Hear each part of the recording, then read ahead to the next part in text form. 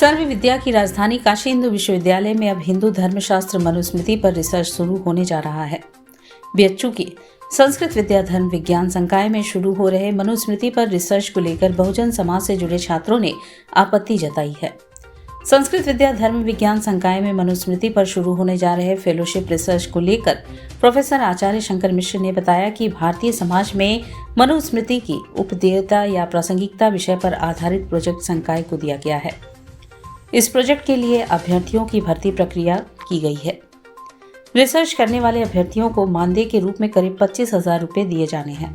अभ्यर्थी इसके लिए ऑनलाइन और ऑफलाइन आवेदन कर सकते हैं। इसके लिए अभ्यर्थियों की उम्र 40 साल से ज़्यादा नहीं होनी चाहिए और अभ्यर्थी आचार्य में पोस्ट ग्रेजुएट किए होने चाहिए। दूसरी तरफ मनुस्मृति पर रिसर्च को लेकर बहुजन समाज से जुड़े छात्रों ने आपत्ति जताते हुए कहा कि जिस शास्त्र में स्त्री और शूद्र के बारे में गलत व्याख्या किया गया है, ऐसे शास्त्र पर रिसर्च होना गलत है।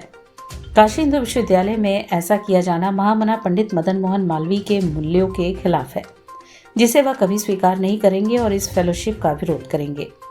छात्र अजय कुमार भारती का कहना है कि मनुस्मृति संविधान के नियमों के विरुद्ध है। इसमें साफ तौर पर कहा गया है कि शूद्र लोग पढ़ लिख नहीं सकते, जबकि संविधान ने सभी को पढ़ने लिखने का अधिकार दिया है। ऐसे में मनुस्मृति प्रोजेक्ट का छात्र विरोध करेंगे। वहीं मनुस्मृति पर शुरू हुए विरोध के स्वर को लेकर प्रोफेसर शंकर मिश्र का कहना है कि समाज में मनुस्मृति का स्त्रियों और दलित भेदभाव के लिए झूठा व्याख्यान कर प्रसारित किया जाता है। जो लोग मनुस्मृति के बारे में जानते भी नहीं और न कभी पढ़ा है, उनमें भ्रम उत्पन्न किया जाता है। मनुस्मृति में कहीं दलित समाज या महिला का अपमान जैसी बातें नहीं है। मनुस्मृति में बातों को किस परिस्थिति में कही गई है, इसका कम ज्ञान की वजह से ऐसी स्थिति उत्पन्न हो रही है। मनुस्मृति पर फैल भ्रम को समाज से दूर करने का काम रिसर्च के माध्यम से किया जाएगा। मनु नारी विरोधी नहीं है, बल्कि मनु स्त्री की स्वतंत्रता की हिमायती है। जो धर्मशास्त्र के जो सबसे प्राचीन ग्रंथ है स्मृतियों में, वह है मनुस्मृति। और मनुस्मृति 12 अध्यायों में विभक्त है और उसमें प्रायः प्रातः काल से लेकर के रात्रि के शयन पर्यंत जितने भी मानव के क्रियाकलाप हैं, दिनचर्या है, उसमें प्रायः सभी विषयों पर विस्तार से वर्णन किया गया है।